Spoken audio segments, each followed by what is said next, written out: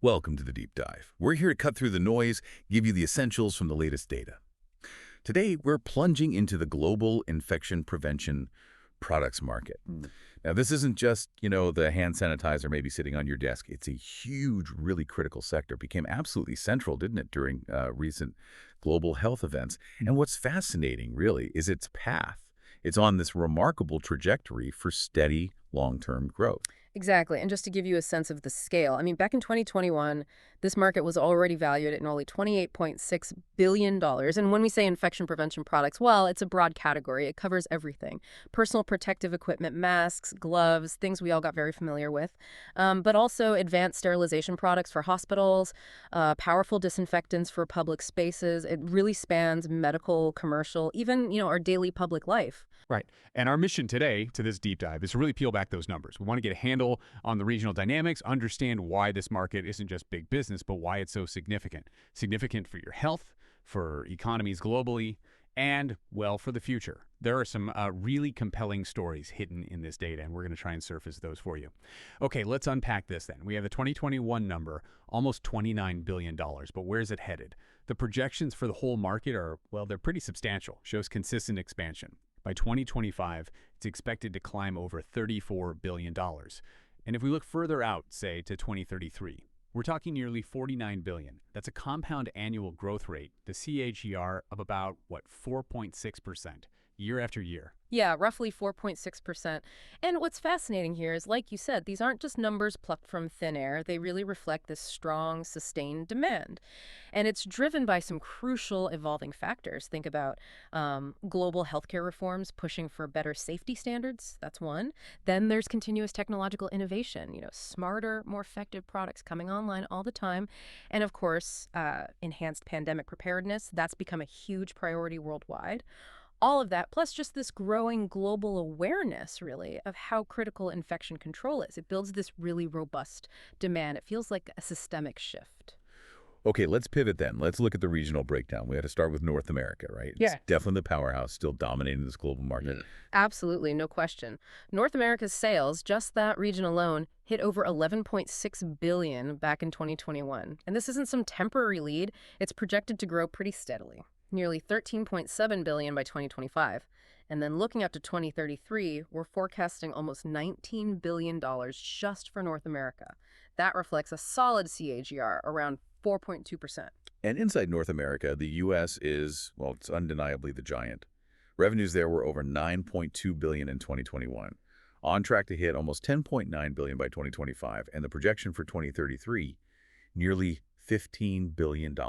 So Yeah. growing at about 4.1% CAGR. Steady, basically in line with the region. Yes, steady is the word. Canada, though, shows slightly faster growth, which is interesting. It moves from around 1.45 billion in 2021, projected up to 2.5 billion by 2033. That's a CAGR of almost 4.8%, so a Yeah. bit quicker. Suggests, maybe increasing investment there in healthcare infrastructure, public health initiatives. And Mexico, just south, isn't being left behind either. Its market revenues are rising too, from about $880 million in 2021 to an estimated $1.47 billion by 2033, growing at a very healthy 4.4% CAGR. So it indicates sort of this broader regional commitment across different economic scales. Okay, let's hop across the Atlantic. Let's focus on Europe. This region showing, well, solid momentum, still a really significant player. Its valuation was just over $6.1 billion in 2021, set to increase to nearly $7.2 billion by 2025. And the estimate for 2033 is almost $10 billion, growing at a CAGR of about 4.2%, similar to North America, actually. Very similar overall growth rate, yeah. But within Europe, Germany really stands out. While the whole region's strong, Germany's market is growing even faster. The CAGR there is about 4.8%, so it's expected to jump from around 1.28 billion in 2021. TGO over 2.2 billion by 2033. That faster pace, well, it could be down to its advanced healthcare system, maybe the strong regulatory environment there. Right. And the UK, also a significant piece of the puzzle. Revenues there were around $940 million in 2021, rising to over $1.1 billion by 2025, and projected to hit almost $1.6 billion by 2033. That's a strong CAGR, too, about 4.5%. Right. Speaks to continued investment, in public health despite other economic shifts happening. And France and Italy are also, contributing substantially. France is set to grow from around 800 million in 2021 to over 1.2 billion by 2033. That's a CAGR of about 3.6%. Italy, similar path, moving from 540 million to over 830 million by 2033. Their CAGR is around 3.8%. So steady, consistent growth there, too. It's also interesting to look at Russia's market. I mean, despite various geopolitical complexities, it's still expected to grow from about 380 million in 2021 to over 530 million by 2033. Though, admittedly, at a more modest CAGR, just under 2.9%, shows that even in, let's say, challenging environments, that core demand is still there. Indeed it does. And you've got other key European players making solid contributions, too. Look at Spain, climbing from over 550 million in 2021 to more than 920 million by 2033. That's a CAGR of about 4.4%. Sweden also shows healthy growth, rising from around 330 million to 550 million. KGR about 4.35%. Even smaller markets like Luxembourg projected to grow steadily, and collectively the rest of Europe category that accounts for over 630 million in 2021, and it's set to go over $1 billion by 2033. Reflects that consistent regional growth around 4.2% again. Okay. Now, here's where, as you said earlier, it gets really interesting. Let's turn our focus to Asia-Pacific, APAC. This region is, well, it's unequivocally noted as the fastest growing market globally. If you're looking for where the most explosive demand is happening, this seems to be it. Oh, absolutely. The numbers for APAC really underscore that rapid expansion. It was valued at nearly $7 billion in 2021. And the projection, it nearly doubles to over $13.3 billion by 2033. That's a robust CAGR of about 5.5%. And this surge, well, it seems largely driven by a couple of things. Rapidly rising healthcare infrastructure, often with significant government backing, and just a dramatic increase in public awareness around infection control, especially in, populous emerging economies. And China's really leading the charge, isn't it? The largest market in APAC. Forecast to jump from about 1.87 billion in 2021 to over 3.6 billion by 2033. That's a strong CAGR over 5.7%. A huge market getting even bigger and fast. It is. But look at India. It actually leads in terms of growth rate, which is quite impressive. Its market is expanding from around 1.15 billion to a staggering 2.37 billion by 2033. That is a remarkable 6.2% CAGR, over 6%.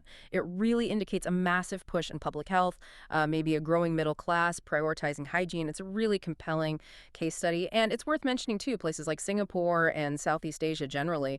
They're also showing similarly fast-paced growth. KRR is consistently above 6% in some cases. Well, okay, Japan is also a significant, more established player, though, moving from just over 1.16 billion in 2021 to more than 2 billion by 2033. That's a CAGR of about 4.9%. And South Korea growing at a strong 5% over the same period. So maybe not quite as explosive as India or parts of SEA, but still very strong, mature markets. Definitely. And don't forget Australia, also Taiwan. Taiwan grows from about 280 million to over 500 million. And the rest of APAC category, that moves from around 790 million to nearly 1.5 billion by 2033. They're all significant contributors. It's a truly diverse and rapidly evolving landscape over there. Okay, let's group the remaining regions now. We've got South America, the Middle East, and Africa. Yeah. Now, they might not have the sheer size of North America or that explosive growth we just saw in Asia Pacific, but these regions are making really significant and growing contributions, representing important emerging opportunities. That's a good way to put it. For South America, the market's projected to rise from nearly 1.75 billion in 2021 to over 3 billion by 2033.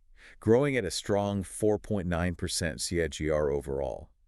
Brazil leads the region, size-wise, growing from about 710 million to over 1.2 billion. But it's important to maybe highlight Argentina and Chile. They show particularly strong growth rates, CAGRs of about 5.4% and 5.2% respectively. Argentina's market, for example, expected to nearly double, 340 million in 2021 to over 630 million by 2033. And countries like Colombia, Peru, also showing healthy expansion, adds to the region's momentum. Right. Turning to the Middle East then, this market's growing from just over 1.1 billion in 2021 to almost 2 billion by 2033, shows a heyday of about 4.8%, and Saudi Arabia seems to be leading the way there at 4.9% CAGR, moving from around 310 million to over 550 million. Yes, Saudi Arabia leads in size and growth rate there, but the UAE's performance is particularly strong, really worth noting. It's going from around 157 million in 2021 to over 300 million in 2033. Now, that boasts a CAGR of about 5.6%. That's actually one of the highest growth rates we've seen in that whole Middle East and Africa grouping. Really reflects, rapid development, significant investment in healthcare infrastructure there. Okay, and finally, that brings us to Africa, a region growing from around 940 million in 2021 toward over 1.654 billion by 2033, registering a solid CAGR of about 4.2%, similar to Europe and North America again. And within the continent, South Africa leads, both in market size and its CAGR, growing from around 368 million to nearly 686 million. Nigeria also sees significant expansion, rising to over 230 million. And the rest of Africa category is projected to increase to over 720 million by 2033. So this spread of growth across the continent, it does suggest the growing recognition of public health needs and investment. So after all those numbers, what does this all mean? The picture seems unequivocally clear, doesn't it? The global infection prevention products market is on this consistent, undeniable growth path worldwide. It's definitely not just a passing trend from the pandemic. It feels like a fundamental shift. Absolutely. And if we connect this back to the bigger picture, it really reemphasizes this sustained growth isn't accidental. It's not isolated. It's fundamentally driven by those crucial systemic factors we talked about. Ongoing healthcare reforms demanding higher standards, impressive technological innovation giving us better tools, that global commitment to enhanced pandemic preparedness, and just widespread growing awareness among all of us, really, about how critical infection control is for daily life. And every single region we've discussed, from the established giants like North America to the emerging powerhouses in APAC and elsewhere, every region is playing a vital role in shaping the future of infection prevention. It makes this a truly global phenomenon, something that touches us all. Which I think raises an important question for you, our listener. Considering this projected, consistent growth right across the globe, what are the broader implications, maybe for public health policies in your own community, or even just how we think about daily hygiene and safety, in our homes, schools, workplaces over the next decade? It's definitely a deep dive that keeps going, something to think about. Thank you for joining us on this deep dive today. Welcome to the Deep Dive. Today we're jumping into a market that's, well, it's way more important and widespread than you might first think. We're talking about infection prevention products. Now, yeah, you probably think hospitals straight away, and you're right.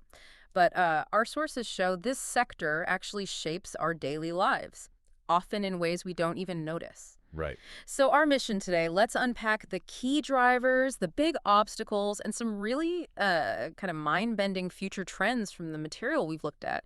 Think of it as your shortcut to getting smart on this vital area. And it's definitely vital. Understanding this isn't just about hospitals or healthcare in the traditional sense. It's really fundamental to, global resilience, public health, even the economy. Okay. Get ready for some maybe surprising links and those aha moments. It shows just how connected everything is when it comes to staying safe. Okay, yeah, let's unpack this then, starting with what's really pumping growth into this market.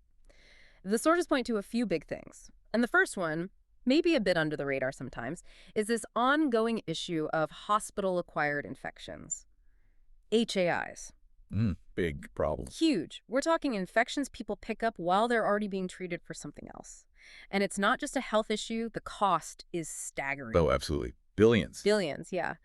Longer hospital stays, extra treatments, even lawsuits. It forces healthcare systems everywhere to seriously step up their hygiene game, which means things like, advanced disinfectants, sterilization gear, PPE, that personal protective equipment, they shift from being sort of nice to have to being absolutely critical budget items, imperatives. And what's interesting there, and maybe sometimes overlooked, is how that pressure, the financial side, the regulations, it creates this really steady, non-negotiable demand. It's not like some trend that comes and goes.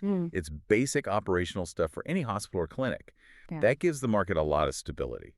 And it pushes innovation, too. That makes sense. Do the sources say if that pressure is, the same everywhere, or does it vary a lot region by region? That's a good point. It seems the pressure is pretty global, pushed by international health bodies and just the sheer cost involved. But the capacity to respond effectively, that definitely varies, which kind of leads us right into the second major driver. Pandemics. Exactly. Pandemics and new infectious diseases popping up. Yeah, I mean, COVID-19, if that taught us anything, it wasn't just be prepared, it was the unbelievable cost of not being prepared. Definitely. So our sources show governments, businesses too, are now really investing proactively. For the long haul, we're talking upgrading disinfection systems, funding research into new bugs, and building up those big national stockpiles of PPE. Stockpiling. It feels less like just reacting to the last fire and more about building in, really solid proactive defense against whatever comes next. And it's more than just throwing money at it. Yeah. It signals a real shift in thinking societally, moving from just like crisis mode to this state of constant public health watchfulness. Recognizing these threats aren't going away. Yeah. And what's interesting is how that awareness isn't just government anymore. Private companies want resilience too. Okay, and here's where the market really starts to spread its wings, globally speaking. It's the boom in healthcare infrastructure in developing countries. Yeah. Huge potential there. Think Asia, Africa, Latin America. The sources detail how fast cities are growing, governments are investing more, people are getting health insurance, and all that speeds up the adoption of international hygiene standards in the new clinics and hospitals they're building. It's like they're leapfrogging almost. Skipping the old ways. Exactly. They're not just building more hospitals, they're building safer ones from the get-go. And that directly fuels demand for, everything. Surface cleaners, protective gear, the works. Okay, but it can't all be smooth sailing, right? Every market growing this fast hits bumps. Let's talk about the challenges. Sure. One really obvious one is just the cost, especially for the advanced infection control stuff. The really cutting-edge equipment. Very expensive, yeah. It's a huge barrier for smaller clinics, maybe providers in lower-income areas. Makes it super tough for them to adopt the latest tools, so they often end up stuck with older, maybe less effective methods, which, limits how widely these great new products can actually be used. And if you connect that to the bigger picture, that cost barrier, it has really serious implications for global health equity. Yeah. It's not just uneven access. It risks creating this kind of dangerous two-tier system where preventable infections hit vulnerable people harder.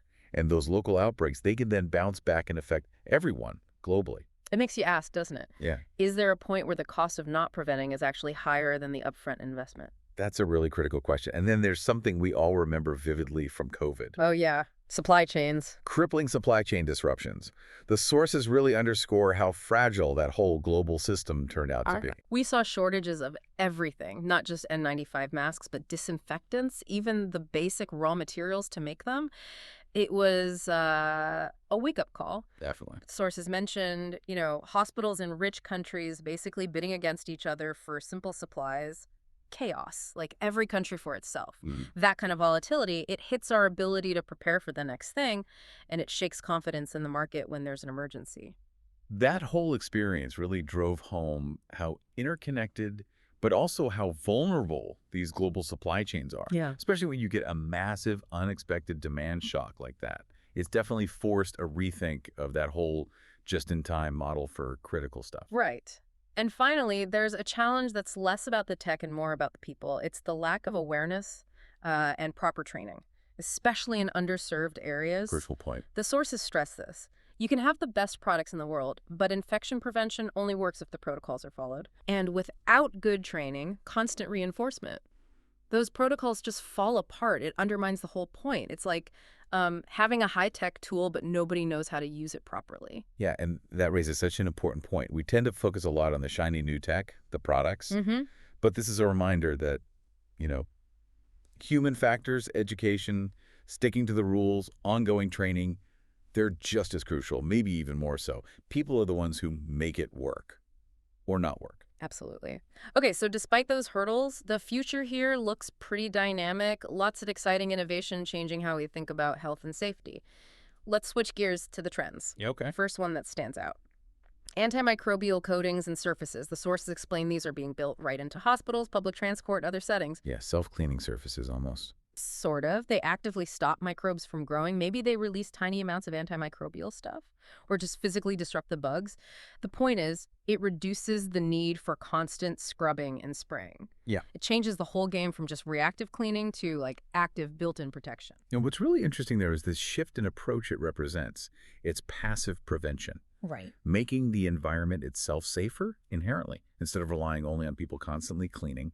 It's subtle, but potentially really powerful. Exactly. And alongside that, you've got amazing tech advances in actually doing the sterilizing and disinfecting. Think UVC light systems zapping microbes with light, Oh, yeah. or autonomous And robots cleaning robots. roaming the halls, Yeah. disinfecting rooms precisely, and those electrostatic foggers that ensure disinfectant gets everywhere, even tricky surfaces. Mm. The sources highlight speed, accuracy, efficiency, how much better these techs are, which is huge in places like ICUs, operating rooms, where there's zero room for error.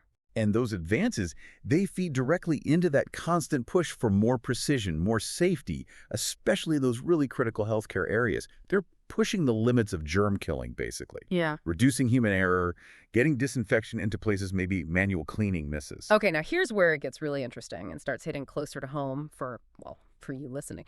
The market is exploding beyond just healthcare. Right, it's going mainstream. Totally. Schools, airports, hotels, offices, even our homes. People are investing in infection prevention tools everywhere now. Post-pandemic effect, partly. Partly, yeah. But it's creating this huge demand for products that are smaller, cheaper, easier for regular people to use. And that opens up massive new opportunities for companies, for innovators, for investors. It's like these technologies are becoming democratized. So what does this mean for you, the listener? It means you're bumping into these things more and more in your everyday life. The stuff that used to be just in hospitals. It's now in the airport tray, maybe the coating on a handrail, the air filter in your office. You're already part of this market's evolution, whether you realize it or not. And that pretty much wraps up our deep dive into the infection prevention products market. We've covered the drivers like HAIs and pandemics, the hurdles, costs, supply chains, training, and these cool future trends like smart surfaces and robots.